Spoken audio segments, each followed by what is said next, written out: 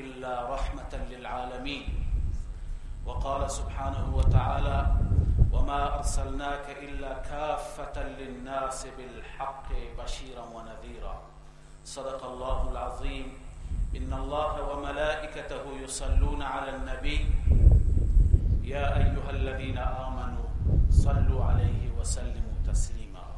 اللهم صل على سيدنا وشفيعنا وحبيبنا مولانا محمد وعلى آله وأصحابه أجمعين. همه من و شما استفاده کردیم و بهره بردیم از سخنان مهمان گرانقدر و مهمان عزیز جناب حجت الاسلام آقای دکتر البیری که در رأس کاروانی هستند که خودشون بیان فرمودند، کاروان سرزمین برادری که در واقع این عزیزان تشکیل دهنده امت واحده هستند. گرچه امت واحده از صدر اسلام بوده، اما عنوان این کاروان امت واحده هست که همان گونه که فرمودن متشکل از تشکل‌های مردمی، افراد مختلف، دانشمندان، اساتید دانشگاه، نویسندگان، فیلمسازان، کارگردانان و قراء بزرگوار. گروه و هیئت بسیار مبارکی هست که به منظور ایجاد الفت بیشتر و همدلی و محبت بیشتر بین مسلمانان حرکت کردند. ما به همه این عزیزان خیر مقدم عرض می‌کنیم. شخصیت‌های بزرگوار مثل آقای امیرخانی، شهیدی فر و آقای شوشتری که فرزند مرحوم و شهید شوشتری هستند، همه در این کاروان هستند. خیر مقدم عرض می‌کنیم، خوش آمد می‌گوییم و الله عزوجل همه امت را در راستای اون وحدتی که قرآن کریم تأکید دارد و اشاره دارد موفق و مؤید بفرماید. وقت نماز و خطبه هست و دقایقی کوتاه در رابطه با موضوعی که حاج آقا اشاره فرمودند عرض می کنم خدمت شما. و اون اینه که عزیزان، همه ما امت حضرت رسول صلی الله علیه و سلم، پیامبری که الله عزوجل در قرآن کریم از ایشون نه به عنوان رحمت برای مسلمانان فقط یاد می فرماید، بلکه رحمت للعالمین، برای همه عالمیان و برای همه جهانیان و برای همه انسانها. و ما ارسلناک الا کافة للناس. رسول الله صلی الله علیه و سلم پیامبر محبوب و عزیز ما مثل بقیه انبیا فقط برای یک قشر خاصی، برای یک شهر خاصی و برای یک قوم خاصی مبعوث نشدن. سیدنا موسی علیه السلام مخصوص بنی اسرائیل بود و شهر مصر و شام بود. حضرت شعیب برای قوم مدین بود، حضرت صالح برای قوم خاصی بود. اما پیامبر ما رحمت للعالمین است و رسول الله صلی الله علیه وسلم هم و غمش امت بود و همه انسان ها. قرآن کریم تعبیر می کند لعلک باخع نفسک الا یکونوا مؤمنین. به پیغمبر می گوید که شما خودتون را دارید از بین می برید، دارید خودت را تلف می کنید به خاطر اینکه اینها ایمان نمی آورند، به خاطر اینکه اینها به سوی قرآن نمی آیند. رسول الله صلی الله علیه وسلم هم مغمش چی بود؟ نجات همه انسانیت. کان صلی الله علیه و سلم دائم الفکر متواصل الاحزان.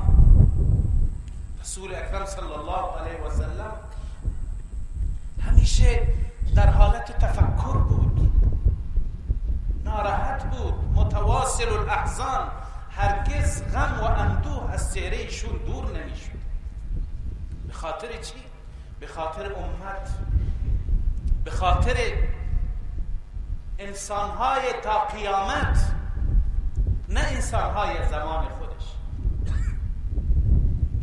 آن حضرت صلی الله علیه وسلم خودشون مثال خودشون را بیان فرمودند که مثال من مثل اون انسانی هست که آتشی می‌بیند و از هر طرف پروانه ها به سوی آتش می‌آیند و در آتش می‌افتند و نمی‌گذارد که پروانه ها در آتش می‌افتند و بسوزند. من هم مغمم اینه که تا قیامت انسان ها نجات بیابند و به سوی آتش نروند، در فتنه ها گرفتار نشوند. امت را برحذر فرمود از فتنه هایی که تا قیامت می آیند. فتنه ها را آن حضرت صلی الله علیه وسلم برشمردند، بیشمار بودند. فرمود که ستکون فتن کقطع اللیل المظلم، فتنه های بر شما فرود خواهد آمد مثل شب سیاه و تاریکی شب سیاه. چنان فتنه ها شما را احاطه می کند. و جای دیگه فرمود تقع الفتن فی بیوتکم كوقع المطر، مثل قطرات باران فتنه ها شما را احاطه می کند. این فتنه هایی که امروز می بینیم، این پیشگویی آن حضرت صلی الله علیه وسلم مصداق دارد. این فتنه ها چی هستند؟ اینها را آن حضرت صلی الله علیه وسلم برای ما بیان فرمود تا امت برحذر باشد. درود شریف.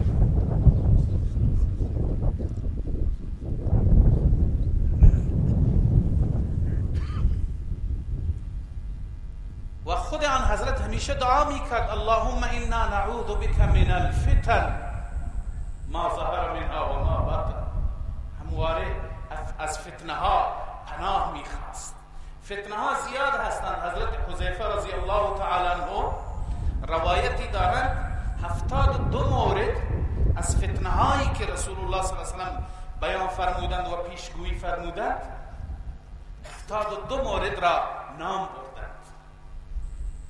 اما من فقط به یک روایت اکتفا می کنم.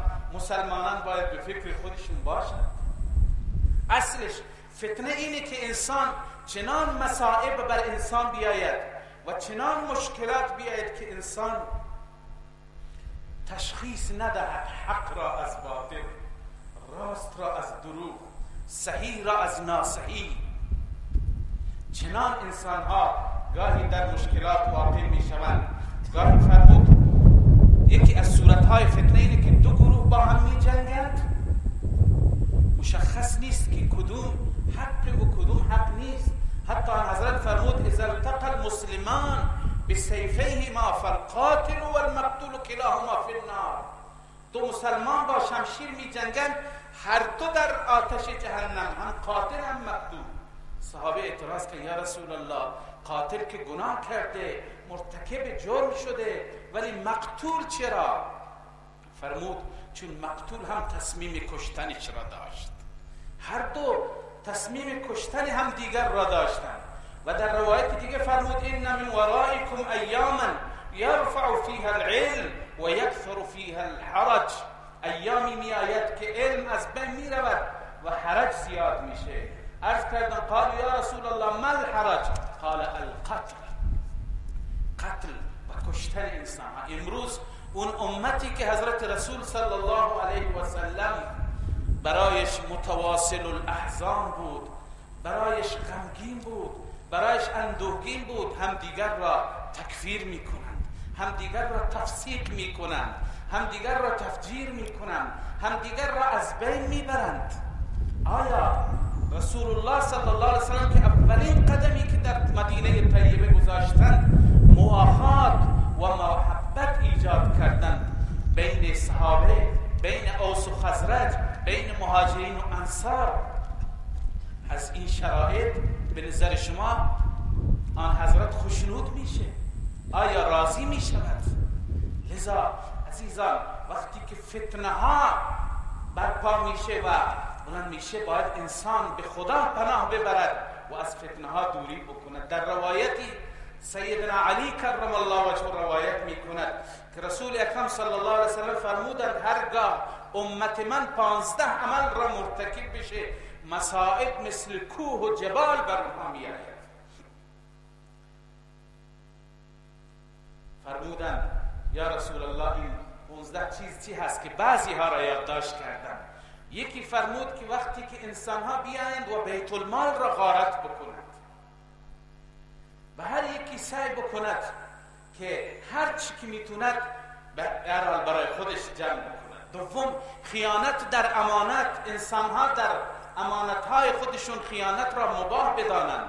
سوم، زکات را انسان ها برای خودشون تاوانی بدانند. و فرمود دیگه این که از زنها چنان اطاعت میکنند که مادران را ناراضی میکنند و دل مادرها را میشکنند. و فرمود که با رفقای خودشون خوشرفتاری میکنند و دل پدرهایشون را میشکنند و با پدرها بدرفتاری میکنند. و فرمود ذلیل‌ترین افراد در رأس انسانها قرار میگیرند.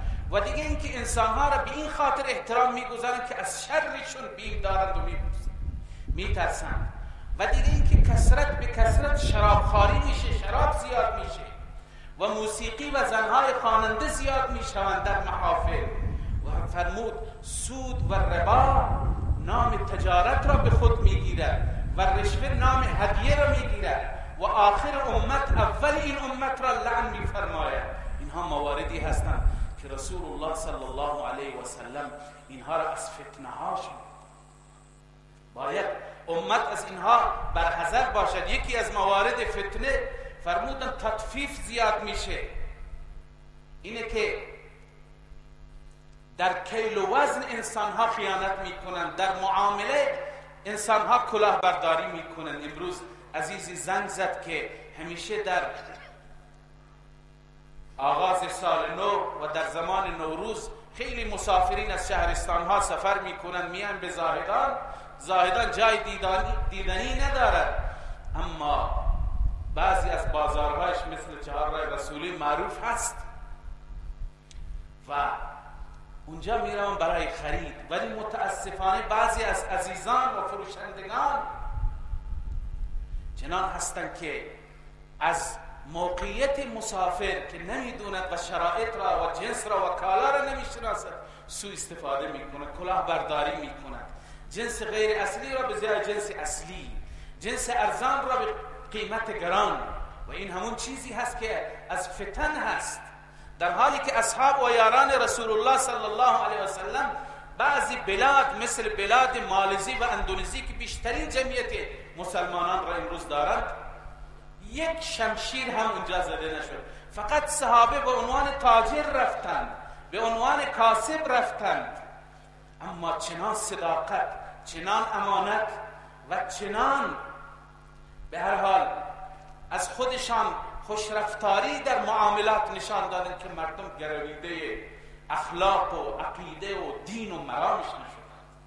ما مسلمانان باید آن حضرت صلی الله علیه و سلم را و صحابه را و اهل بیت را برای خودمون الگو بگیریم. اون وقت هست که انشاءالله خدای عزوجل ما را از فتنه ها محفوظ و ما را انشاءالله در ایامی که در دنیا هستیم از هر فتنه و از هر آنچه که به ضرر دنیا و آخرت ما هست انشاءالله حفاظت می‌فرماید رب العالمین. همه ما را از فتنه ها حفاظت بفرماید و همه مسلمانان را با هم دیگر محبت و مودت و الفت عنایت بفرماید و اون وحدتی که قرآن کریم فرموده که بحبل الله، که محور در واقع حبل الله باشد، قرآن کریم باشد و دستورات کلام الله مجید باشد. الله عزوجل همه ما را حول اون محور جمع بفرماید.